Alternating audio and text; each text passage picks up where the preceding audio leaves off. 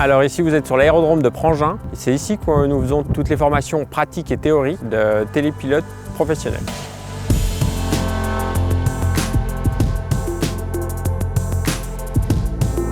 Il y a des lois à savoir, il y a des endroits à pas aller, on doit protéger les données des gens, on ne peut pas filmer n'importe où, n'importe quand, n'importe qui.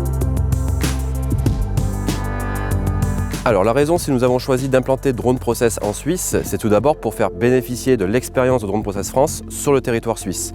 Mais il y avait surtout une obligation légale, puisqu'effectivement à partir du 1er juillet 2020, il va y avoir une application d'une nouvelle réglementation. Cette réglementation européenne va venir justement s'instaurer sur l'intégralité des pays signataires et va demander une formation, mais une formation qui soit bien évidemment encadrée par des professionnels avec à la sortie un certificat. C'est dans ce cadre-là précis qu'on a décidé d'instaurer Drone Process Suisse cette année, donc en 2020, pour permettre de répondre à ces obligations.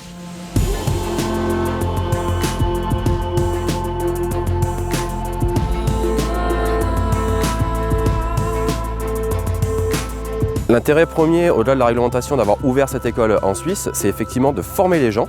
Mais pour former les gens, c'est tout simplement parce qu'on a constaté qu'il y avait besoin d'être formé à des métiers. Les filières des métiers du drone, ce n'est pas seulement savoir télépiloter un drone.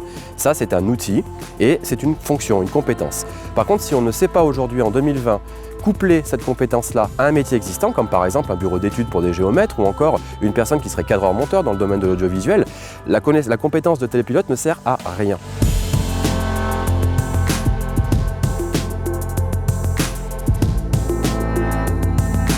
Pourquoi on est là? C'est pour se former dans l'utilisation du drone, parce que ce n'est pas notre métier de base. Nous, en fait, on fait partie d'un bureau d'ingénieurs en environnement, sécurité et substances dangereuses. On est des ingénieurs vraiment de terrain et l'idée de suivre cette formation, c'est de pouvoir connaître ou déterminer quelles seront les applications du drone possibles dans nos métiers techniques. Quand on va faire des diagnostics de pollution, d'amiante par exemple sur un bâtiment, grande hauteur, par exemple, ou alors un bâtiment sur lequel il faudrait aller voir en toiture, avant d'amener une nacelle et puis d'amener les personnes, les techniciens qui pourront monter pour aller faire les prélèvements, le drone nous permettrait de faire des vols de reconnaissance parce que le drone, il est très facile à mettre en œuvre, rapide, à moindre coût et il a des outils quand même assez performants de zoom.